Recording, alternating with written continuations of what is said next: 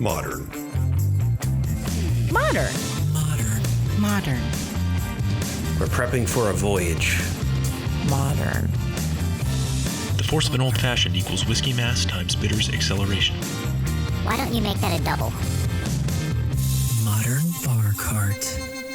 What's shakin', cocktail fans? Welcome to episode 122 of the Modern Bar Cart podcast. I'm your host, Modern Bar Cart CEO Eric Kozlik.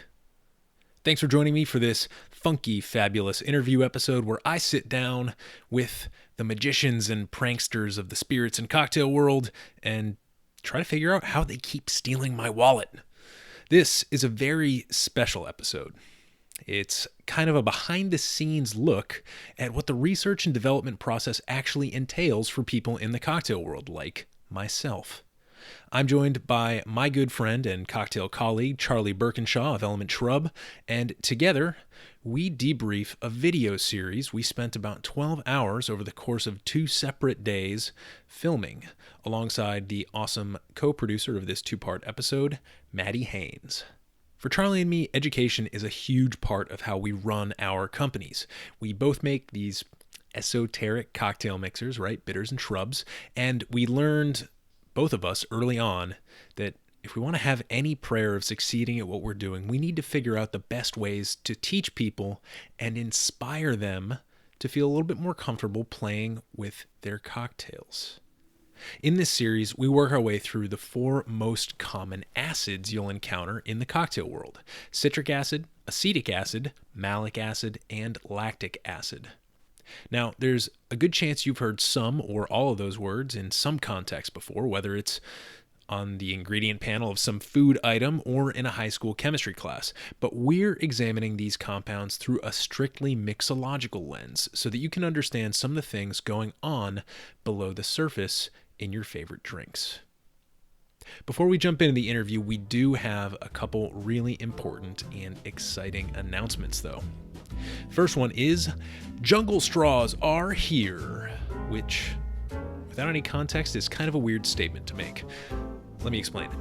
As most of you, I'm sure, are aware, there's a concerted effort in the bar industry and also at really mainstream places like Starbucks to reduce plastic waste in the form of disposable straws. So we thought we'd do our part here at Modern Bar Cart and offer a couple different options that are both stylish and sustainable for your home drinking needs.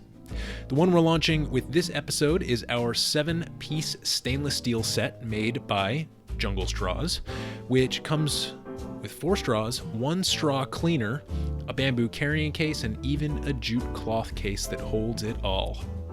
This is a great personal set for an individual, and what I like about it is that you can take it to work with you, you can take it hiking or camping, and you're completely self-contained with your handy carrying case, and you can even reuse it because you've got that brush cleaner.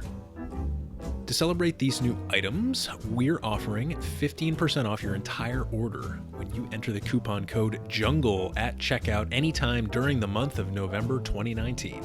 And remember, as always, we're rocking that free shipping on all orders over $40. So head on over to modernbarcart.com and check that out. In next week's episode, I'll share the other sustainable straw set we're launching, but for now, I want to give you a couple great opportunities to hang out with me and the rest of the Modern Bar Cart squad. After all, it's our busy season here, so we'll be pounding the pavement in the Mid-Atlantic and spreading as much cocktail love as we possibly can. This coming Monday, November 4th, I'll be doing some podcasting and filming at the Catoctin Creek Battle of the Bartenders event at ASO in Brambleton, Virginia. I know it's a bit late and tickets may be hard to come by, but if you'll be at the event, be sure to stop by and say hey. I'll be the guy with the camera. Tall guy, big nose, dark hair. Yeah, that's me. Next, on November 8th through 10th, we'll be selling bitters and slinging drinks at the Emporium, which is a 3-day event held at Dock 5 in Union Market here in Washington, D.C.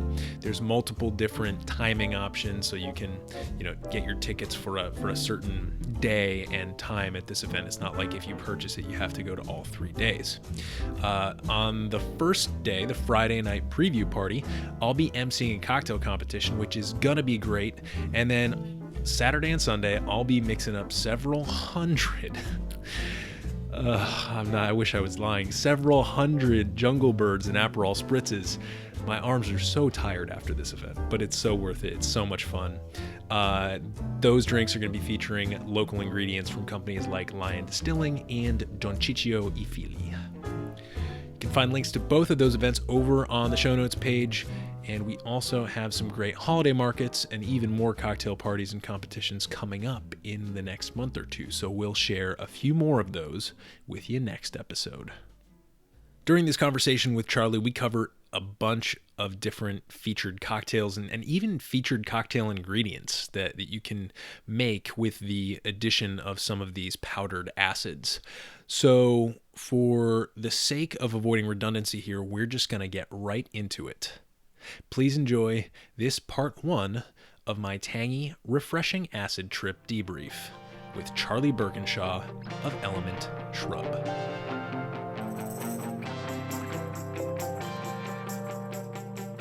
Charlie, welcome back to the podcast. Thanks. Happy to be here.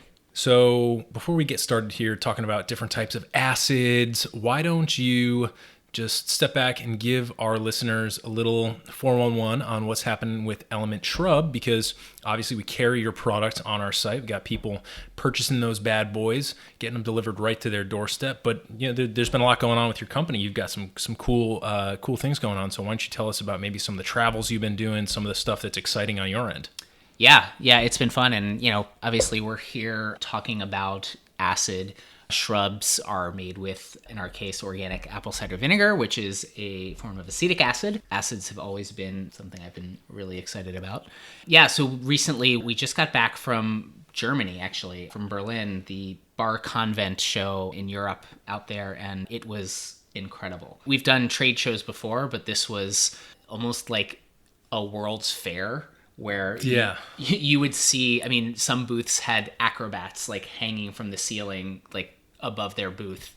And so it was really awesome. It felt very sort of curated and really fun to just kind of check out the scene in Europe. It was sort of our first entry into sort of the international market. And so, super fun. And then we've been kind of pushing our things on the distribution end. So in DC, Maryland, Delaware, we're working with Bacchus Distribution. So bars and restaurants locally can find our products through them. And then recently picked up a distributor in Connecticut called Brescombe Barton. And so they'll be doing all of our on-premise and off-premise accounts up there. Nice. In the great state of Connecticut. Don't get me started on that state. No offense, Connecticut listeners, but kind of offense. That's great that you're kind of expanding your footprint, traveling a lot. You also launched the Ginger Lime Shrub, which I think is the newest member of the family, right? That is the newest member, and it's been a huge success so far. So, yes, thank you everyone. Available now at modernbarcart.com. So, happy to be here, and this is a situation where you and I were kind of in the same space together. We're doing cocktail things, we're thinking about cocktail things, and our customers are people who are deeply concerned with using our stuff in cocktails and teaching their perhaps retail customers or their bartender customers how to do things better. And so the purpose of this little project that we're putting together, this is like the first step on an educational, you might call it resource, you might call it a product, but basically it's going to be a collection of videos. Just like the podcast here is branching a little bit more into the video space, we're also doubling down on this and trying to make some educational videos available to folks, whether in the industry or just awesome home enthusiasts, that break down the bones of a specific topic, right? Is that fair to say? Yeah, and right, as you said, not just with audio or even like a book, but something visual that people can kind of go back to and just push that little sideways triangle and someone starts talking at you. So we're calling this right now Drink Anatomy. We've got the URL, got the Instagram handle, and we're kind of slow rolling out this process here. So what this 2-part episode is going to be based on is it's going to kind of walk you through the first 4 videos that we're doing. And there will be also video associated with this podcast episode. So you can head over to the show notes page on modernbarcart.com/podcast. And you can actually see we've got a few different items arrayed before us. And we're going to use these little creations that we've made to talk about some of the cocktails that we're making in these videos. Can you talk a little bit about how we decided to organize this first 4-video sequence? Yeah, so, I mean, for me, I have been thinking about doing a sort of class. There was actually a TV series that I saw. It's Salt, Fat, Acid, Heat by Sami Nosrat. Yes, exactly. And then sort of right around the same time, Derek Brown's book came out that was sort of the sugar spirits, Water bitters. Yep. But I thought it would be really fun to create sort of a cocktail documentary almost of the different components that go into a cocktail or a non-alcoholic drink, and really kind of do a deep dive, but not so nerdy, but that's still somewhat approachable, almost in sort of a cocktail class format. Right. And then, with everything you're doing over at the Modern Bar Cart and on the podcast, I thought, wow, this could be a really cool kind of collaboration that kind of brings together sort of the home bartender community with kind of a YouTube video series, and just kind of take it from there and sort of explore that. Yeah, I like what you're saying too, because obviously you and I are a little bit better versed on a lot of these topics than some home bartenders may tend to be. And I guess in that respect, it makes us, you might call us experts, even though I kind of, raise an eyebrow at that term, even, several years into running this business. But the cool thing I think about the level that we're approaching these granular videos is that, yes, we're very granular in the sense that we're talking in a given video about a very specific acid. We're talking about citric acid, for example, or acetic or mallic or lactic acid. So in that sense, it's very zoomed in and kind of technical. But the cool thing is that you and I don't have necessarily super sciencey backgrounds. So when we're sitting down to do the research for this, we're coming at it with the same sort of knowledge that any one of our listeners or viewers would have. So when we go through the process of making this video and editing it and selecting for the facts that we want to include, we're doing it with the end user in mind. And I think we're hitting at that perfect level of just nerdy enough, but not dry, if that makes sense. Yeah, or just totally unattainable, right? Right, yeah, or something you need this type of equipment to make this, so right. Sorry, you don't have one. Oh well. We're referencing Liquid Intelligence, and that's a book where there's a lot of very specialized equipment that you could use. But I think because we're passing this information through the filter of us and what we know about home bartending as people who do a lot of it, I think that makes this level that we're approaching at very resonant with people, and hopefully when the videos come out, super attractive, super interesting and useful. That's, at the end of the day, we want people to use this stuff. Yeah. So as we mentioned, we've got these 4 videos. So what we're going to do in this 2-part episode is we're going to split it up 2 by 2. We're going to start in this episode by talking about citric acid and acetic acid, they're kind of the 2 most important or most often encountered acids in the cocktail world. And then in the next episode, we're going to talk about malic acid and lactic acid, which are maybe a little bit less common, but I think are in some ways kind of funky and really interesting. Yeah. Do you want to kick us off and talk a little bit about citric acid and kind of give folks a high-level overview of some of the things we talk about in that video?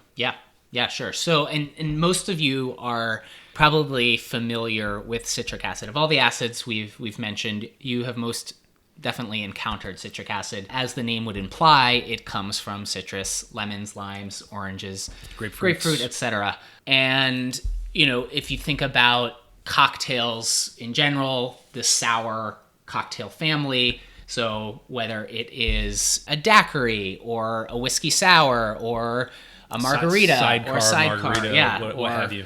So citric acid was isolated back in the late 1700s by a pharmaceutical chemist named Carl Scheele, who essentially just crystallized it from lemon juice. Mm-hmm. And just kind of a fun fact about this guy, known as Hard Luck Scheele. Apparently, he also discovered a few other elements, but others published their findings before him, so he didn't get credit. Discovered oxygen, hydrogen, etc.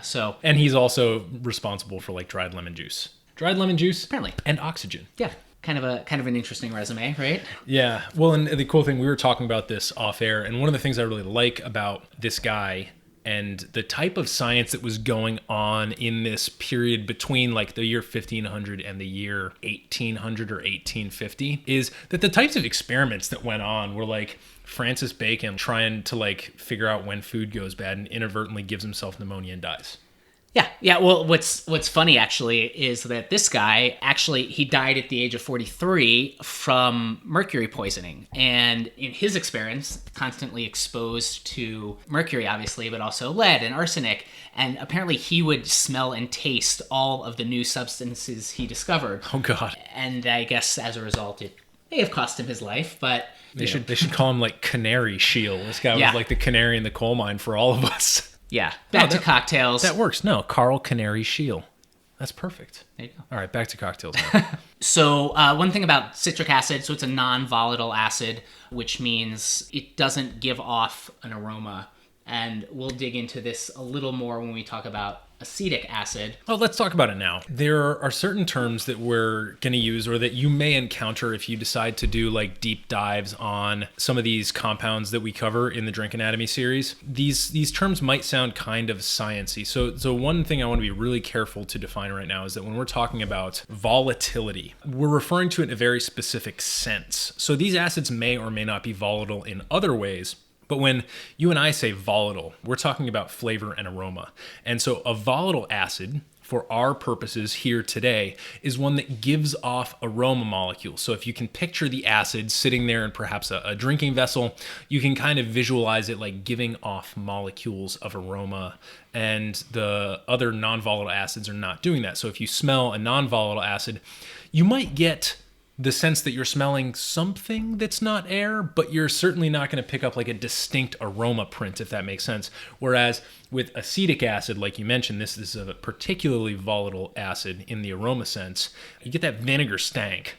Yeah, I'm very familiar with that, obviously. So we got citric acid, so it's non-volatile. Yep, non-volatile, so it doesn't have an aroma. Non-volatile, derived from citrus. And I think let's just look at these two facts next to each other. Non-volatile, derived from citrus. It means that it's actually kind of a useful cocktail tool because it seems like kind of a constant. It's not giving off weird stuff, and it's derived from a pretty reliable source that people have been actually manipulating the genetics of citrus fruits for like thousands of years. So it's kind of like a known entity. And I think in that respect, it makes it kind of like your ideal cocktail acid. Yeah, and it's probably why it's the most popular. Right. Yeah, I mean, and so today, citric acid is certainly used in the cocktail world in the form of lemon juice and lime juice, etc. But it's also just used as a general sort of acidifier or flavoring. Think like sour salt, right? Yep. In its industrial or commercial form, it's just a dried powder. Yeah, and so, if you're somebody who reads the back of nutrition labels and you kind of look at the ingredients to see kind of what you're putting into your body, you most likely have seen citric acid as an ingredient on that list. And while you probably expected it in different kinds of beverages or seen it in different kinds of beverages and food, it's also used in kind of detergents and cosmetics and creams and things like that. It's very widely used. Yeah. In fact, millions of tons of citric acid are produced every year. Yeah. So one comment I have on that is in terms of the preservative side of things, a lot of us grew up in a time where preservatives came under fire. And I think for good reason. Maybe our parents grew up in the age where canned foods and like these foods that can just last like on the shelf indefinitely for things like nuclear holocaust and stuff like that, where you kind of want everything in a can that's going to survive. They like preservatives. We the pendulum swung back the other way, I think, for us, and people like really cast a suspicious eye on preservatives. But one thing I want to make very clear about acetic acid is it's like, if you see this as a preservative, it's like really no cause for concern. Yeah. It's kind of just an acidifier. Right. And it prevents the growth of certain types of bacteria in these food products that use it. And like you mentioned, when Carl Scheel isolated it, he just dried out some lemon juice. Right. No cause for concern, like in the preservatives side of things. If you see citric acid in ice cream, it is acting as an emulsifying agent to keep the fats from separating. And then you might see it in caramel as a way to prevent the sucrose from crystallizing. It's both functional and flavorful. Man, citric acid is a really interesting thing to take a deep dive on, because I think what a lot of people don't realize is that you can actually go out and literally what we did before we filmed these videos is we went to Amazon when we bought some just dried powdered citric acid along with the other acids that we investigated. And there's a really cool bar that I think brought some interesting attention to citric acid and what can be done with it. And that bar is a bar called Dandelion in England. And I was able a couple years ago to take a number of seminars at Tales of the Cocktail with a guy named Ian Griffiths, who is currently doing a project on sustainability called Trash Tiki, along with his wife, Kelsey, or fiance. But one of the cool things I learned speaking with him and listening to his seminars was about how you could actually use citric acid as a way to be more sustainable and actually a little bit more cost effective with your cocktails. Because if you think about the UK and where citrus grows, the UK is about on the other side of the world from wherever citrus grows. And so to get it there, it's going to cost a lot. And that's going to drive up your cost per drink. And it's also a perishability concern, to be quite honest. You know, if the citrus starts to go bad, you're not going to be able to use as much of it. So you're wasting it. Right. So it's a sustainability thing in that respect. But it's also, somebody might, in a vacuum, say like, oh, well, I just really enjoy the pleasure I get out of pressing a lemon or pressing a lime and getting that fresh juice. And I'm not, no argument here. I mean, I love fresh squeezed citrus, but there are some places in some situations where it's maybe not ideal, or maybe there are some opportunities in using the powdered, commercially produced form. Yeah. Before we kind of recorded this, we did a couple experiments, right? We created a lime acid. Right. Sort of mixture using not lime juice, but using water, citric acid, and mallic acid, which we kind of borrowed the recipe from Dave Arnold's Liquid Intelligence. But what was really cool about that is you were able to create a crystal clear liquid, right? Because you're using water as the base, but it tasted almost identical to, you know, a lemon juice or a lime juice. And going back to what you said about the sustainability of it, this is a essentially shelf-stable product that you can keep behind the bar. And if you don't have access to lemon juice or lime juice, or if you just run out, because sometimes you only buy enough lemons or limes for a couple of drinks and then you run out and you need something else. And so just as a backup, right, it's a good alternative. I was a little bit surprised as we did these tests. I mean, not surprised in like, whoa, all of a sudden it's tangy and sour. It's like I kind of expected that to happen. But I was surprised in a couple of ways. So let's start talking about synthetic lime acid that we have in front of us. And why don't you want to? Yeah, let's try it. Yeah, I've got a little pipette here for the people in the GoPro video that we're currently recording. You can see a little bit of that. So I'm just gonna put a couple drops on my tongue, and it's so cool. It's just so freaking cool. Ooh, yeah, it's trippy. It's like sour water, right? Yep. It's one of the points we definitely need to be clear on right out of the gate is the fact that this is not the same as a squeezed half of a lime, because what you're not getting is you're not getting some of those auxiliary flavor compounds that are present in the flesh, and also some oils that are also, you know, you're essentially squeezing the outside of the lime to get the insides out. So you're getting some of the oils from the skin in there as well. So that is definitely absent, but you're also getting a little cloudiness too, right? Yeah, so when you do that, you get, of course, the cloudiness from the lime. So this is perfectly clear. It's got the same type of brightness and acidity, and also when we get to mallic acid in the next segment, we'll talk about sort of like the length of the stimulus, which is important, but it's not lime juice, and yet if you were just making a cocktail that normally requires lime juice, this gets you like 90 to 95% of the way there. Yeah, or if it was a blind taste test and I didn't know what was in front of me and you gave me, you know, a cup of lime juice and a cup of this and told me that this was like two different kinds of citrus, I would probably believe you. So that was a really cool experiment. And, you know, we talked about like a potential use case for this type of lime acid would be the opportunity to create a perfectly clear daiquiri. Yeah. Yeah, you've got your white rum, right? You've got your lime acid, which is perfectly clear. And then you've got a simple syrup, which if you're using sort of white cane sugar, is going to be, you know, 95% clear, Yeah, so you can create this, and then the dilution, I mean, it may be cloudy coming right out of the shaker, but just like a perfectly shaken Vesper, don't come at me with this, you stir your Vesper nonsense. You shake your Vespers. With a perfectly shaken Vesper, you get that same like beautiful clarity. And I feel like we talked a little bit about this in the video. What you're doing is you're playing with expectations, right? And surprise and the delight associated with surprise in most art forms, whether you're talking about poetry, comedy, music, surprise and delight are kind of related to one another. So to be able to make this drink and have it taste just like a daiquiri, but somehow be perfectly super clear, it just seems to me like an opportunity. Yeah. What's the other thing that is not clear that we have sitting in front of us? Yeah, so it's an acidified orange juice. So what's cool about the acidified orange juice is, and we talked about this before on the video, but, even though orange juice is citric acid, it's not frequently seen in cocktails because lemon and lime juice are more sour. Yep, they just have... orange juice is just naturally a sweeter citrus, right? And so when you mix orange juice as sort of the acid component into a sour cocktail, whether it's a margarita or a daiquiri or a whiskey sour, the sweetness of the orange juice and the sweetness of the simple syrup just make the drink too sweet. Yep. So what we did is, again, another recipe from Liquid Intelligence. We've taken regular orange juice, which looks just like orange juice, and then added the citric acid and mallic acid powder. So now it still looks like orange juice, but it tastes more like lemon juice or lime juice, which again is trippy. It's like playing with your mind. Yeah, it's uncanny. You're like, this shouldn't taste like this. This should taste like orange juice.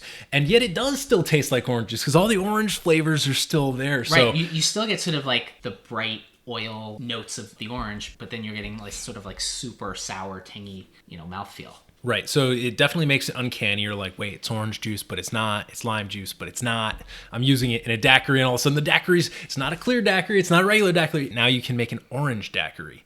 Just having these elements kind of broken down in front of us, not just the citric acid and not just like the orange juice, but to like think of them in light of their potential cocktail applications, I think is something that most people don't do. Because, hey, we get into our routines, we pick our favorite cocktails, and that's comforting. That's okay. But I think there's something to be said for saying, all right, what can I do to shake things up a little bit? Like kind of upset the natural balance of things. And what does that teach us about our favorite drinks? Yeah. One thing I do want to add, and this will become more clear in the next episode, again, when we talk about malic acid, but when we use these recipes from Liquid Intelligence, Dave Arnold broke them down so that the flavor profile of lime juice required not just citric acid, but also malic acid. And that's like the green flavor and right. the persistent flavor, because citric acid, like the fact that it's not volatile, it also fades pretty quickly, right? Right. That's kind of like a softer kind of mouthfeel than malic or acetic, right? Right. And so let's compare and kind of transition now into acetic. Can you talk about how that's definitely in many ways very different than citric acid? Yeah, so acetum in Latin means vinegar, right? So acetic acid is volatile, so that it does have sort of that odor, as we were talking about before. And just side note, as a shrub maker, as one who has done many demos and tastings of shrubs for other people, the response I get from people when they try our shrubs is, wow, this smells like vinegar. And my answer is always, well, it is vinegar. And does it persist longer on the palate than citric acid generally? To me, it does. I think it burns a little bit more, right? So the way I sort of think about comparing citric acid and acetic acid is to compare sort of like when you think about wine, you think about like a Merlot or something that has sort of like a softer, less tannic kind of mouthfeel to like a Cabernet Sauvignon that's like going to bite your tongue a little bit more. And, right, or like a Malbec or something like that. Yeah, so the acetic acid it's going to burn a little bit more. And then, what we do at Element Shrub, we have a lemon mint shrub, which is just kind of interesting. And I don't know if it was sort of something subconsciously that I did, but we sort of use it as a sour mix for the drinks that we make with it. In that case, you're getting not just the acetic acid from the vinegar, but you're also getting citric acid from the lemons, right? Because we're putting lemons into the shrub itself. So it's kind of this cool balance of the burning sensation of the acetic acid with sort of the softer sensation of the citric. Of course, you're using, lemon, so you're getting the acids and the oils from the peel, right? Right. I really like that approach to like the classic quote unquote sour mix, because the first thing you learn as a home bartender, like one of the first things is like sour mix is garbage. Well, and if you look at the back of the ingredients, on a typical sour mix, typically it's nothing related to lemon juice or lime juice. Right. So it makes sense, but I enjoy your approach. And the other thing that I like about acetic acid, and the reason why I think it holds a particular interest to people who enjoy alcoholic drinks but want an alcoholic beverage substitute, is because of that burn. Yeah. Especially when you're adding things like herbs and ginger, things that kind of also tend to linger on the palate, whether that's through the essential oils and flavor compounds in the herbs or the added spiciness of the ginger as well. So I really like your shrubs in general, but your shrubs in particular, because of the apple cider vinegar, because of that bite. It doesn't feel like you're missing something in the drink, if that makes sense, even though there's no alcohol. Yeah, well, thank you. But yeah, and when it comes to sort of the odor, right, we make both a concentrate and a sparkling ready to drink.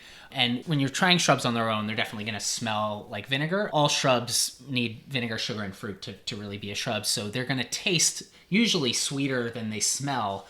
And when you mix them into drinks, even though the acetic acid is still present in the drink, the smell is going to be masked by either the flavor or aroma of the spirit or something else that you're putting in the drink, or counterbalanced by the sweetness, the simple syrup, or whatever else. Right, or even in the ready-to-drink format, just by the dilution. Right, exactly. So I like acetic acid. I don't know, like it's probably like maybe not one of the more popular ones. I think it doesn't get enough credit is what I think.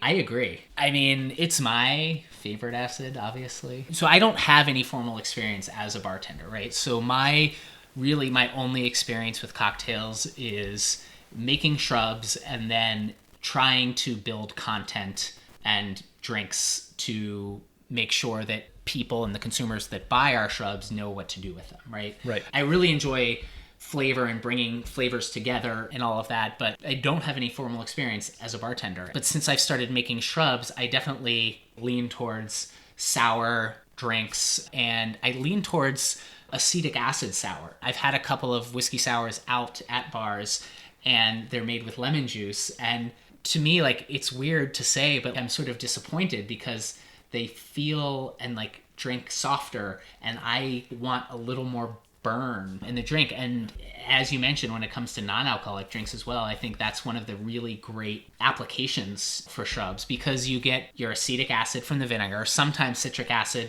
from whatever citrus is infused into the vinegar.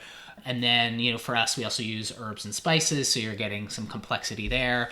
And then organic fair trade cane sugar, so you're getting sweetness. So you get this really cool balance all in one kind of bottle. And so you can either mix it with seltzer, or you can add a little bit of sweet. You can add different teas to your shrubs. You can... Well, especially because tea has that astringency factor. Right. Right, and it messes a little bit with the mouthfeel. Right. A bitterness as well, right? And so there's a ton of different ways you can incorporate shrubs into non-alcoholic drinks rather than just kind of mixing juices together, which can sometimes be really interesting, but usually ends up being too sweet. Right. Well, this has been awesome. I've really enjoyed digging into this first half of our little acid trip together. I will say, right before we let the listeners go for this half of the episode, in the videos, which they're coming out at a date TBD as yet. Because we're working on some of the other stuff, like getting the site up and running, getting some of the branding put together for this little project. So they'll be up at a date to be determined. But when they do go up, we'll make sure to put the videos over on the show notes page over at modernbarcart.com. But we should mention the cocktails that we make in those two episodes, the citric acid episode and the acetic acid episode. And those are a daiquiri made with the acid-adjusted orange juice. Right. White rum from Blind Distilling. Yep, our partners. And just a simple syrup, right, yep. that we mixed. So you'll get to see that. And there's going to be two videos. You can see in our intro video how we make the acid-adjusted orange juice. And then we use it actually as an ingredient in the actual cocktail recipe. And then for the acetic acid, we basically do a side-by-side of a regular whiskey sour made with just lemon juice, and then one made with your lemon mint shrub, right? Yep. So those are the cocktails that we're kind of featuring with this, and we'll put some recipes for those over at the show notes page. I'll make sure that I put some of the specs for our lime acid and our acid adjusted orange juice. I'll make sure we share those recipes with you over on the show notes page.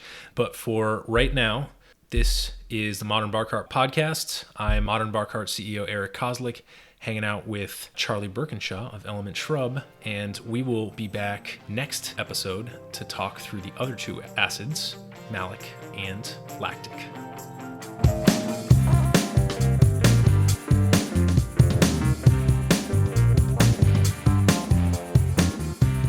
Hey everybody, thanks for listening. If you enjoyed this episode, there's two big things you can do for us here at Modern Bar Cart. One would be to tell your friends and family if you think they'd enjoy listening to us talk about cocktails. And if they don't download podcasts, they can always stream our episodes on their desktop directly from the show notes page at modernbarcart.com. The other thing you can do to help would be to head on over to iTunes or wherever you download your podcasts and leave us a review. 5 stars are great, but we're more interested in your feedback. And the beauty is, the more reviews we have, the easier it will be for other folks out there to learn about our show. We're trying to start a cocktail revolution here, and by spreading the word, you're helping us fight the good fight. You can always reach us by emailing podcast@modernbarcart.com if you're looking for cocktail or bartending advice, or if you're a pro who would like to pull up a mic and be interviewed for all to hear. Also, definitely follow us on Instagram and Facebook at Modern Bar Cart for cocktail porn, recipes, and entertaining tips. And keep an eye out for new product releases and special offers, which are happening all the time. We love our listeners, and we really enjoy giving you exclusive discounts and sneak peeks at our latest and greatest cocktail projects. This episode may be over, but for you, the mixological fun and adventures are just beginning, so remember, folks, drink responsibly and experiment boldly.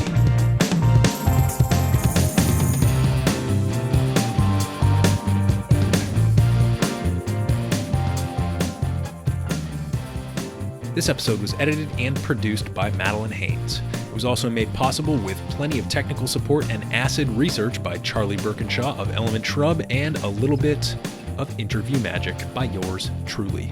This has been a Modern Bar Cart production, copyright 2019.